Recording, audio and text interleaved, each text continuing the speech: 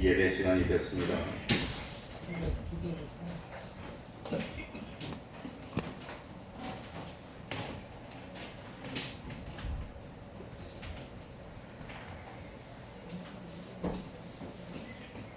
묵상 기도 드림으로 주일 오전 예배 시작하겠습니다.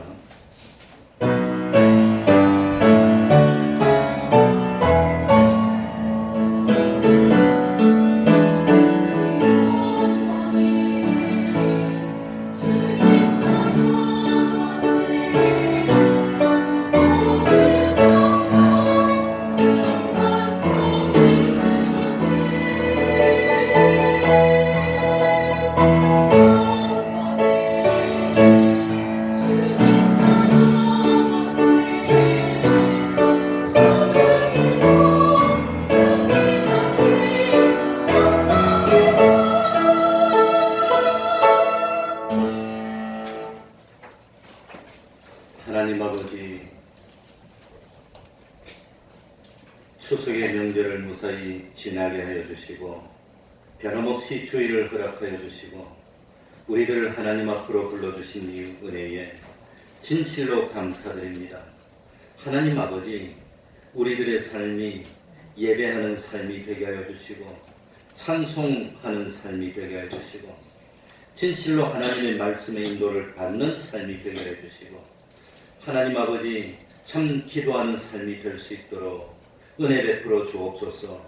어디 가서 무엇을 하더라도 먼저 하나님을 생각하고 그 자리에서 단을 쌓고 하나님을 찬양하며 하나님께 예배드리는 바로 그 삶을 사는 저희들이 될 수 있도록 하여 주옵소서.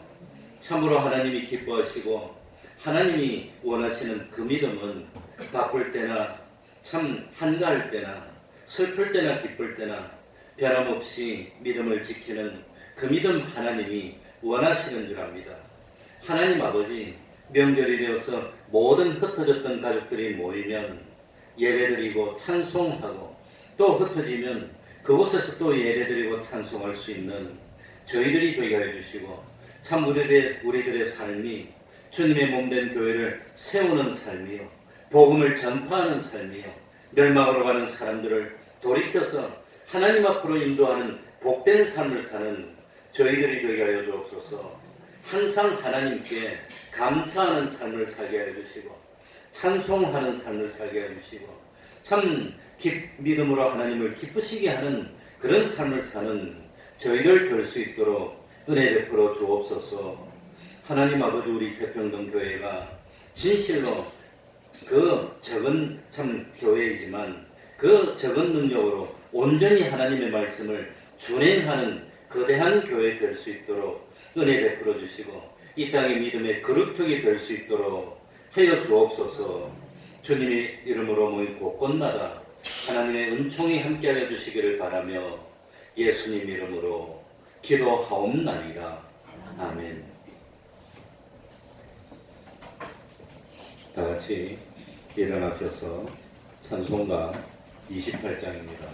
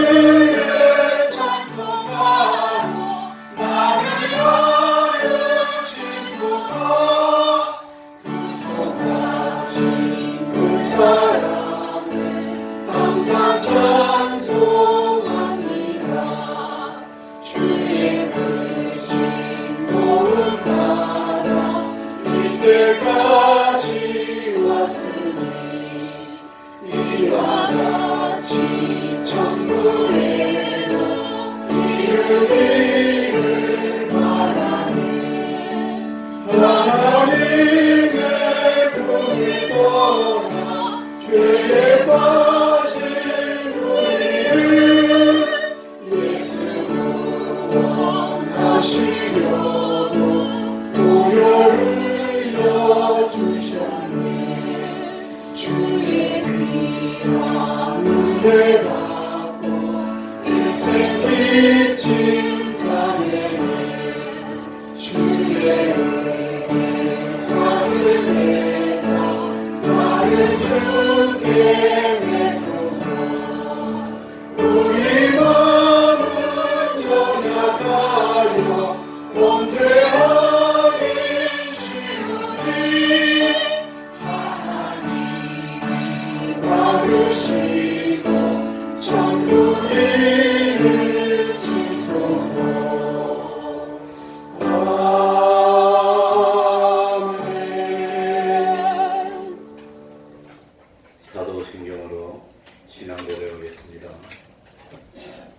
전능하사 천지를 만드신 하나님 아버지를 내가 믿사오며 그 외아들 우리 주 예수 그리스도를 믿사오니 이는 성령으로 잉태하사 동정녀 마리아에게 나시고 본디오 빌라도에게 고난을 받으사 십자가에 못 박혀 죽으시고 장사한 지 사흘 만에 죽은 자 가운데서 다시 살아나시며 하늘에 오르사 전능하신 하나님 우편에 앉아 계시다가 저리로서 산자와 죽은 자를 심판하러 오시리라. 성령을 믿사오며 거룩한 공예와 성도가 서로 교통하는 것과 죄를 사하여 주시는 것과 몸이 다시 사는 것과 영원히 사는 것을 믿사옵나이다. 아멘. 자리에 앉으셔서 찬송가 410장입니다. 찬송가 410장입니다.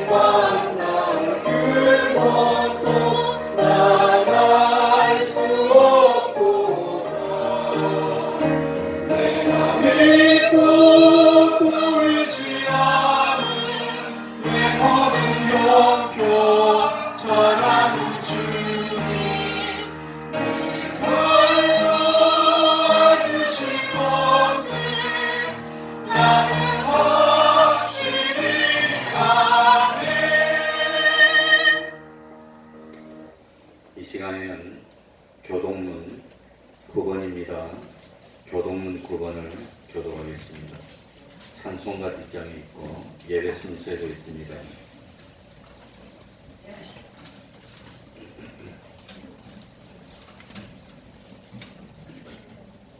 교독하겠습니다. 여호와는 나의 목자시니 그가 나를 푸른 초장에 누이시며 내 영혼을 소생시키시고 내가 사망의 음침한 골짜기로 다닐지라도 해를 두려워하지 않을 것은 주께서 나와 함께 하시리라. 주의 지팡이와 막대기가 나를 안위하시리라. 주께서 내 원수의 목전에서 내게 상을 베푸시고 기름으로 내 머리에 바르셨으니 내 잔이 넘치나이다. 나의 평생의 선하심과 인자하심이 정녕 나를 따르리니 내가 여호와의 집에 영원히 거하리로다. 아멘. 이제 주영광 성가대 찬양이 있겠습니다.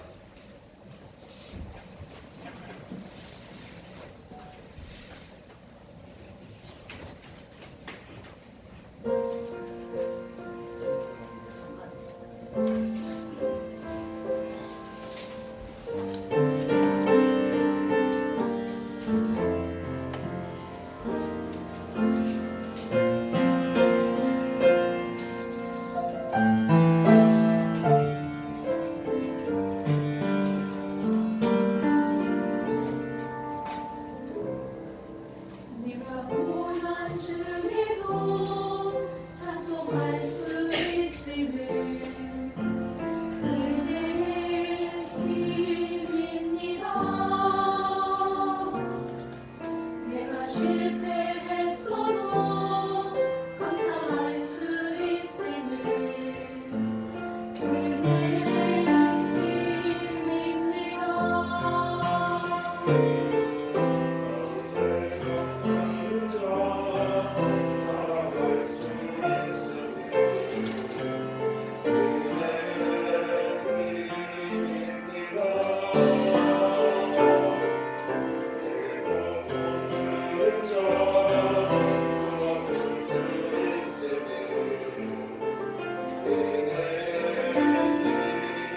힘입니다.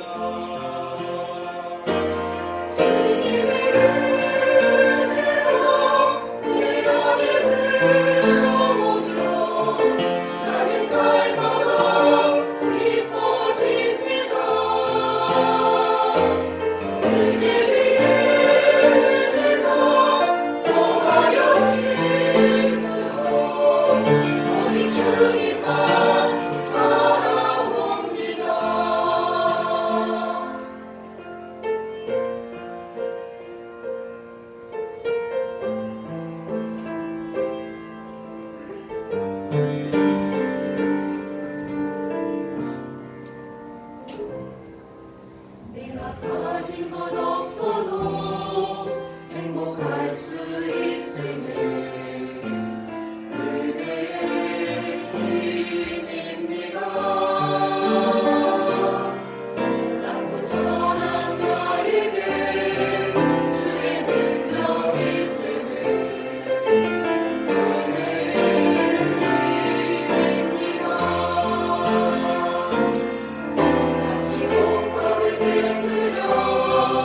같이 갈 수 있음을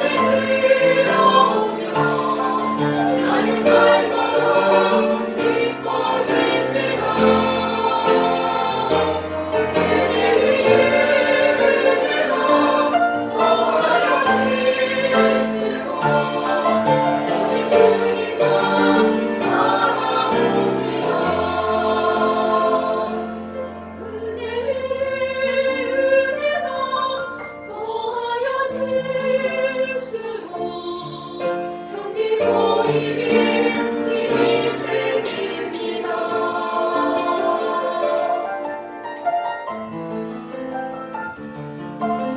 오직 주님만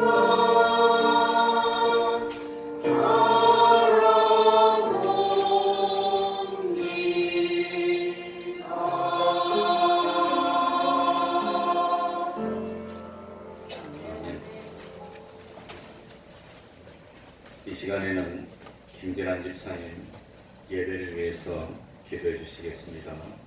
다 같이 기도드리겠습니다.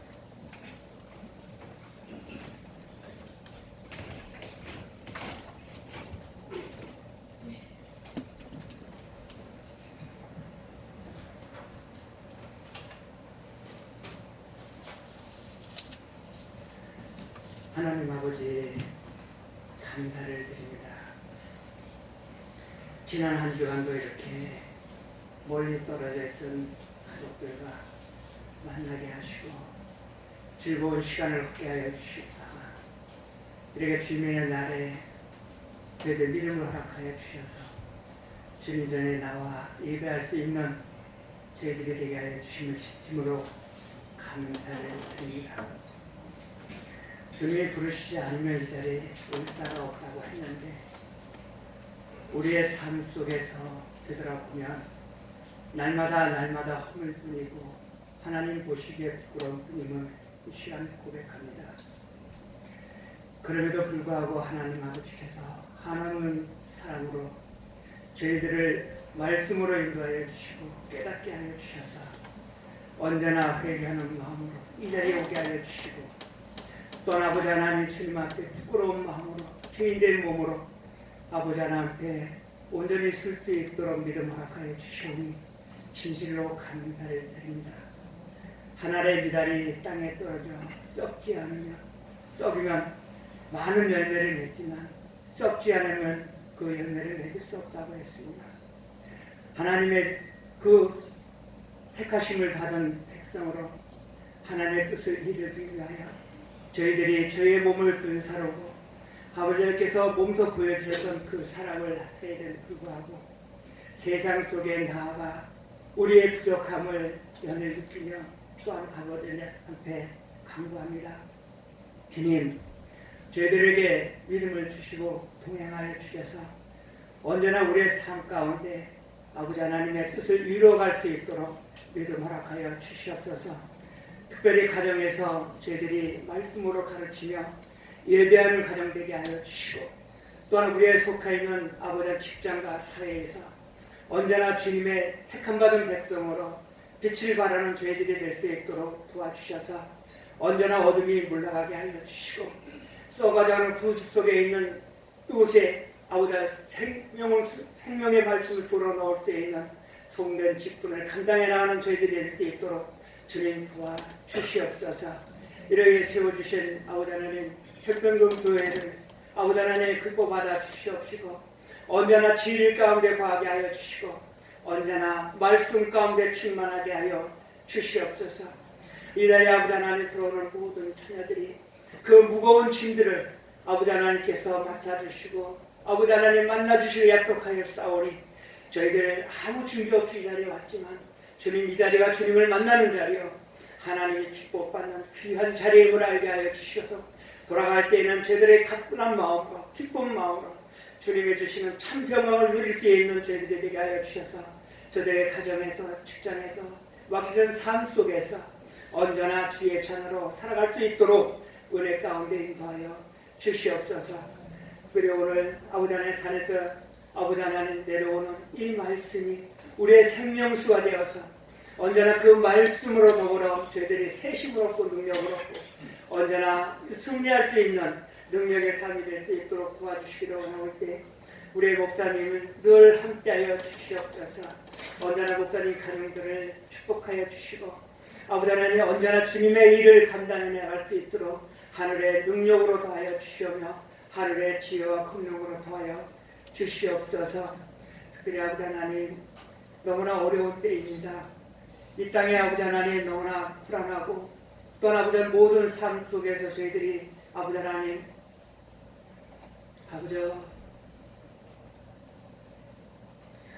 이럴 때일수록 저희들 아버지 하나님 믿음의 자녀들이 주님 앞에 무릎 꿇기를 원합니다.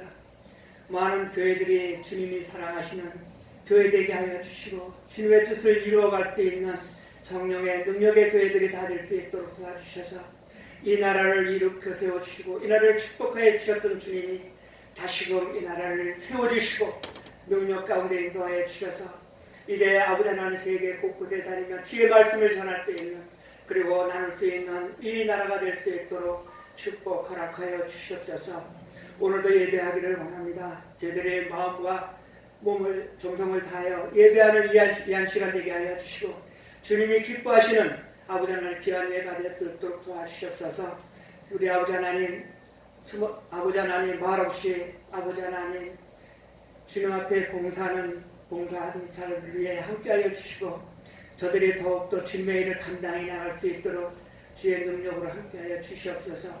성가대의 찬양이 하나님 앞에는 영광이야 주에게는 기쁨이 될 수 있도록 도와주시고 오늘의 이 예배는 당신의 사랑하는 자녀들을 기뻐 받으시는 온전한 예배가 될 수 있도록 도와주시기를 원하며 우리를 원하신 예수님 이름으로 감사하며 기도드리옵나이다.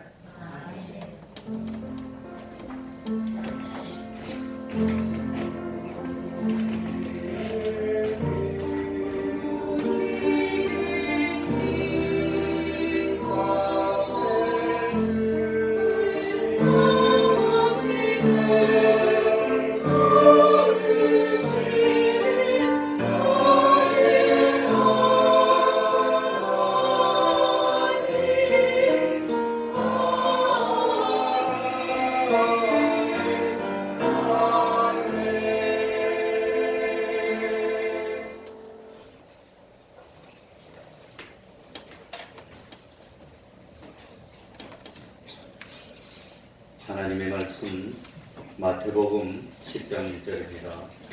마태복음 10장 1절입니다.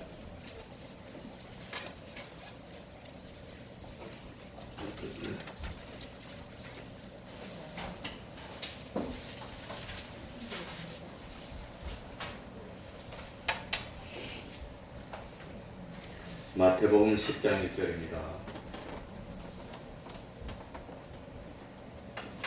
제가 읽겠습니다. 예수께서 그 12 제자를 부르사 더러운 귀신을 쫓아내며 모든 병과 모든 약한 것을 고치는 권능을 주시니라.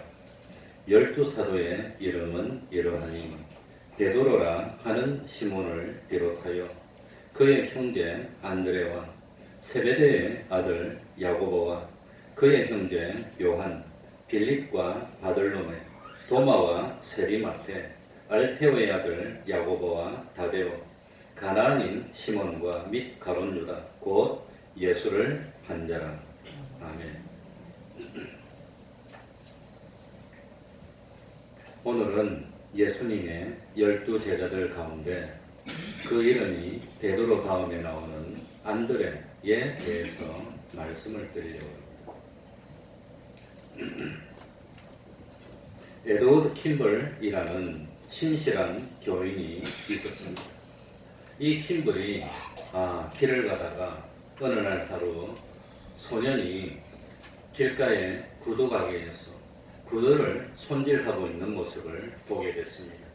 그 소년을 본 킴벌은 하나님의 감동을 받았고 이런 생각을 했다고 합니다. 소년이 너무 성실하게 보였고 저 소년이 예수를 믿으면 신발만 만지다가 끝나는 삶을 사는 것이 아니라 수많은 사람을 하나님 앞에로 인도하는 정말 복된 삶을 살 것이라는 생각이 자꾸 들었다고 합니다. 그래서 어느 날 킴벌은 일부러 시간을 내서 작정을 하고 그 소년이 일하고 있는 구두 가게로 찾아갔습니다. 그리고 간절한 마음으로 복음을 전했습니다. 그 킴벌의 전도로 인해서 소년이 예수를 믿게 됐고 그리고 참 위대한 하나님의 일꾼이 됐는데 바로 그 사람이 미국을 부흥시켰던 무디였다고 합니다. 그러니까 참 미국의 유명한 부흥사인 무디를 이야기할 때 에드워드 킴블을 빼어놓을 수가 없습니다. 왜냐하면 무디를 예수님에게로 인도한 사람이 바로 킴블이라는 사람이었기 때문입니다. 마찬가지로 우리는 예수님의 제자 그러면 어떤 이들은 베드로, 12제자를 대표할 만한 사람으로 베드로를 꼽습니다. 그런데 베드로를 말할 때마다 빼어놓을 수 없는 사람이 있는데 그 사람이 누구라 말이죠? 안드레라고 하는 겁니다. 왜냐하면 베드로를 예수님에게로 인도했던 사람이 안드레였기 때문입니다. 그래 오늘은 안드레에 대해서 말씀드리려고 합니다. 먼저 안드레의 인적 상황을 말씀드리면 안드레는 헬라식 이름이라고 그럽니다. 그 안드레는 언제나 헬라식 이름인 안드레로 불리워졌고 다른 이름이 성경에 나오질 않습니다. 또 그래서 우리는 그 안드레의 히브리식 이름이 무엇인지 알 수가 없습니다. 예수님의 12제자 중에서 헬라식 이름으로만 불렸던 제자가 2명이 있는데 그게 안드레하고 빌립 2사람입니다. 그래 나머지 10명의 제자들은 다 히브리식 이름을 사용했습니다.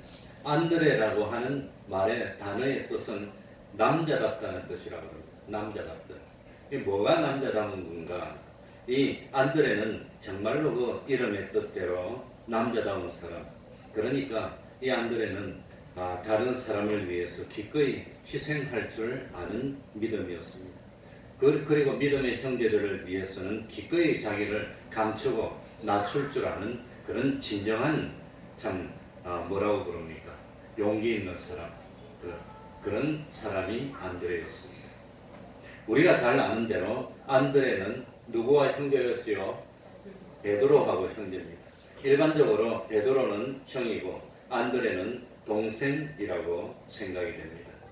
형 베드로가 적극적이고 참 나서기를 좋아하는 그런 성품이었는데 비해서 이 안드레는 성실하고 아주 신중한 성품을 가졌다고 그럽니다. 그리고 우리 기독교에 전해오는 말에 의하면 러시아의 기독교를 전파하는 사람으로 안드레로 알려져 있습니다. 안드레의 아버지는 요나입니다. 요나의 아들 시몬아, 시몬의 동생이니까 물론 안드레도 아버지는 요나고 어머니는 요한나였습니다. 이 안드레도 베드로와 마찬가지로 원래 어디 사람이었지요? 갈릴리의 베세다 사람이었는데 그런데 나중에 이사를 가서 오천 마을이었던 어디에서 베드로가 어디에서 불림을 받았지요? 가버나움에서. 예수님하고 같은 동네입니다. 가버나움에서 성장을 합니다.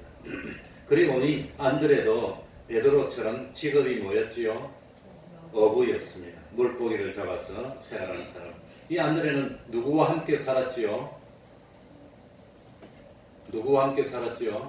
신목사하고 베드로하고 같은 집에 살았습니다. 그래서 베드로가 아마 어업을 하면은 혼자는 잘 안 되니까 결혼을 해서 자기 아내하고 장모님을 모시고 동생 안드레하고 같은 집에 살았습니다. 그래 예수님의 부르심을 받기 전에 안드레는 베드로를 도와서 물고기를 잡았고 이 안드레하고 베드로하고 아주 절친했던 예수님의 제자가 누구였지요? 야고보, 요한, 동업자라고 나옵니다. 그러니까 아마도 같은 마을에서 그 동업을 하면서 물고기를 잡았던 것 같습니다. 그래서 이 네 사람 베드로, 안드레, 야고보, 요한 네 사람은 예수님의 12제자 중에서 가장 언급이 많이 되는 첫 번째 그룹에 속한 네 사람입니다. 특별히 안드레는 예수님의 제자가 되기 전에 누구의 제자였지요? 세례 요한의 제자였습니다. 그래 세례 요한이 유다 광야에서 외칠 때 많은 사람들이 이 세례 요한에게 가서 회개의 세례를 받습니다. 안드레도 원래 신앙심이 좋았기 때문에 다른 사람들처럼 세례 요한에게 가서 회개의 세례를 받았습니다. 그리고 세례 요한의 교훈에 감동을 해서 세례 요한의 제자가 됐을 겁니다. 그래 이 내용이 이 요한복음 1장 35절부터 쭉 보면 나옵니다. 그래서 앞에는 생략하고 요한복음 1장 40절에 보면 요한의 말을 듣고 세례 요한의 말을 듣고 예수를 좇는 두 사람 중 하나는 시몬 베드로의 형제 안드레라. 그러니까 이 안드레는 베드로의 형제였고 그리고 원래 세례 요한의 제자였습니다. 그런데 이 세례 요한이 어느 날 제자를 데리고 가다가 예수님을 봤습니다. 예수님을 보고 야 보지 마라 큰일 난다 그러고 싹 빼돌렸을까요? 예수님이 자기보다 능력이 많고 예수님이 하나님의 아들이니까. 그러니까 제자들이 예수님에게 다가버리면 자기는 아무것도 안 되니까 야야 보지 마라 보지 마라.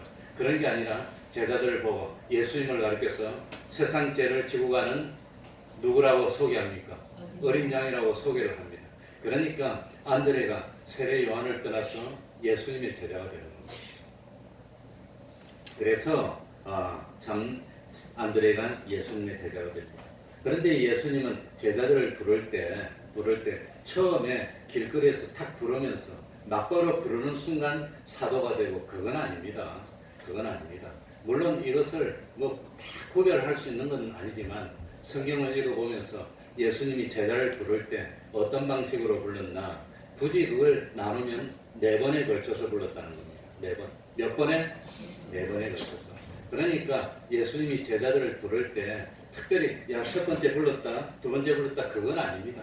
그러나 성경을 보니까 부를 때 예수님이 차근차근 단계적으로 불러서 완전히 주님을 대리할 수 있는 그런 사람을 불렀는데 첫 번째 부름이 뭐냐?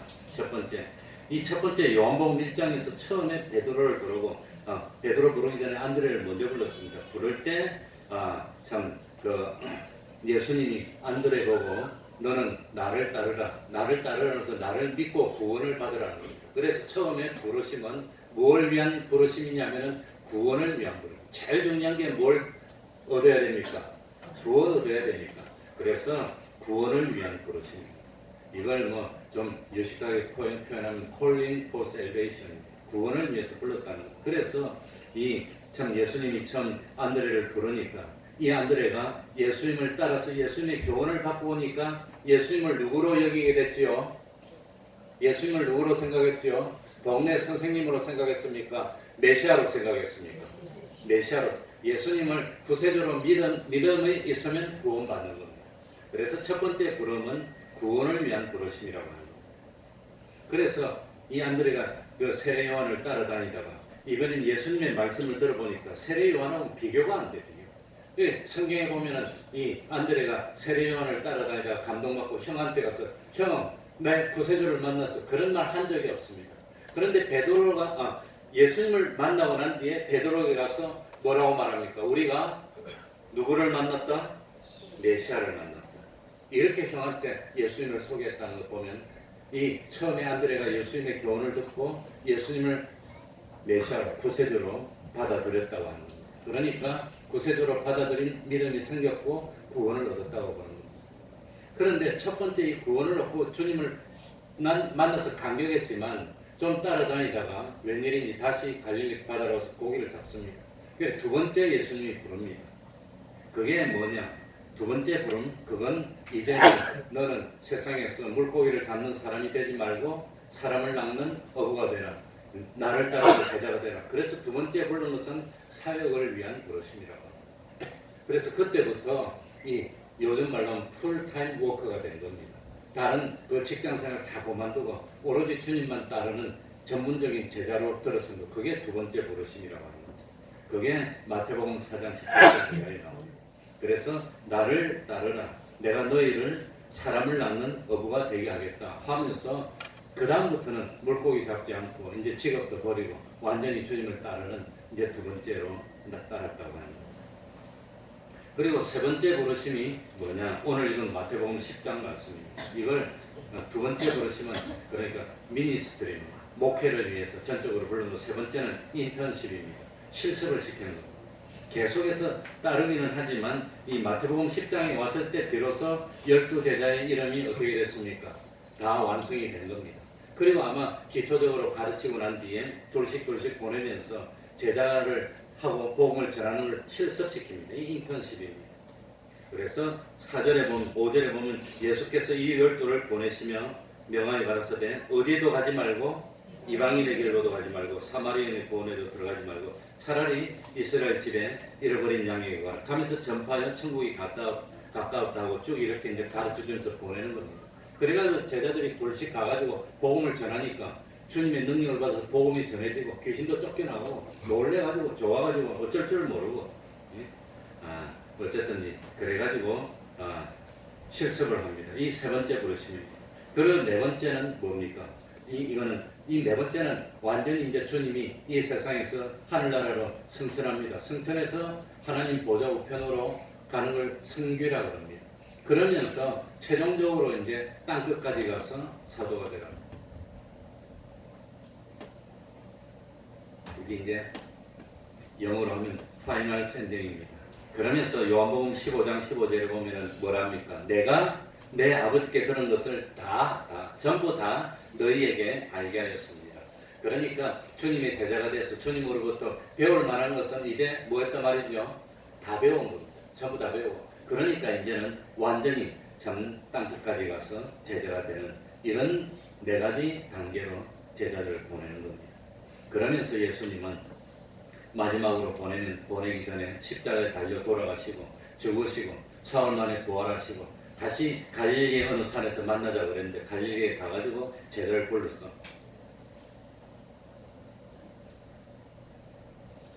마지막으로 파송합니다. 그리고 파송하는 장면이 마태복음 28장 마지막에 나옵니다. 28장 16절에 보면 11 제자가 갈릴리에 가서 예수의 명하시던 산에 이르러 19절에 그러므로 너희는 가서 모든 족속으로 누구를 삼아? 제자를 삼아.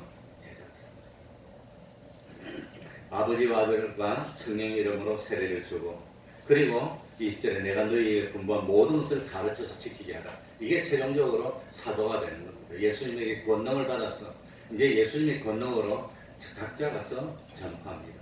안드레는 어디 가서 전파했다고요? 러시아에 가서 최초로 복음을 전한 사람이라고 알려져 있습니다. 이제 세 번째가 안드레의 신앙입니다. 이제 본문입니다. 본론입니다. 자, 이 복음서가 4개인데 마태복음, 마가복음, 누가복음은 공간복음입니다. 서로 비슷비슷합니다. 관점이 같다는 겁니다. 그러나 요한복음은 처음부터 아예 다릅니다. 태초에 말씀 그러니까 마태, 마가, 누가하고 완전히 책을 쓴 그냥 뭡니까 줄거리나 이런 게 완전히 다르다고 하는 겁니다. 그래서 마태, 마가, 누가는 공간복음이고 요한복음은 이 복음서지만 예수님의 그 일생에 대해서 복음에 대해서 기록했지만 완전히 다른 방식으로 적었습니다. 그래서 공간복음에 요한복음 들어가지 않습니다. 그런데 이 안드레에 관한 내용이 마태, 마가, 누가복음이 별로 안 나와요. 별로 안 나와. 아마 같은 12 제자였지만 이 참 안드레하고 마태, 마가, 누가는 그렇게 가깝게 지내지는 않았던 모양입니다. 그러니까 우리 예수님이 말씀하실 때 이 뭡니까? 안드레에게 말하는 것을 귀담아 듣고 아주 깊숙이 듣고 그러지 않았다고 하는 겁니다. 하나님께서는 아마 이제 불리한 것 같습니다. 그런데 이 참 요한, 이 사도 요한은 특별히 누구하고 가까웠지요? 베드로 요한하고 무슨 관계였지요? 동업자였잖아요. 그러니까 예수님이 제자가 되기 전부터 아주 가까운 사이고 잘 알던 사이입니다. 그러니까 아마도 안드레, 그 사도 요한은 예수님이 안드레에게 말씀하신 것을 귀담아 들었어.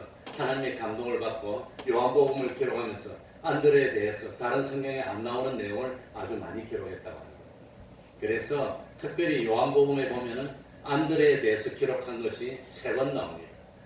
많이 나오는 부분이 3번이 있습니다. 그 3번을 보면 안드레의 신앙에 대해서 알 수가 있습니다. 이 첫 번째가 뭐냐? 요한복음 1장 35절부터 42절까지 이 처음에 불령을 받는 장면입니다. 한번 읽어보겠습니다. 요한복음 1장 35절. 또 이튿날 요한이 자기 제자 중 2 사람과 함께 섰다가 예수의 다니심을 보고 말하되 보라 하나님의 어린 양이로다. 2 제자가 그의 말을 듣고 예수를 쫓거늘. 그러니까 참 이 세례 요한이 제자들을 데리고 가다가 예수님과 우연히 마주치게 됐습니다. 아마 우연은 아니고 하나님의 섭리가 있는데 그랬더니 참 뭡니까? 이 세례 요한이 예수님을 가르쳐서 하나님의 어린 양이라고 불렀습니다. 그때부터 안드레는 예수님을 따르게 된 겁니다. 그래서 요한복음 1장 40절에 요한의 말을 듣고 세례 요한의 말을 듣고 예수를 쫓는 두 사람 중에 하나는 시몬 베드로의 형제 누구라? 안드레라. 그래가지고 안드레는 예수님을 보고 믿고 따랐던 첫 번째 성도가 됐어. 그래서 안드레는 신약의 최초의 성도가 된 겁니다. 신약의 최초의 성도가 누구지요? 안드레입니다. 안드레하고 세례 요한 두 사람이었던 것 같습니다. 안드레. 그런데 안드레는 예수님을 만나고 난 뒤에 누군가 시키지도 않았지만 너무 감동을 받은 나머지 어디로 찾아갑니까? 집에 가서 자기 형한테 말하는 겁니다. 요한복음 1장 41절. 그가 먼저 자기의 형제 시몬을 찾아 말하되 우리가 누구를 만났다?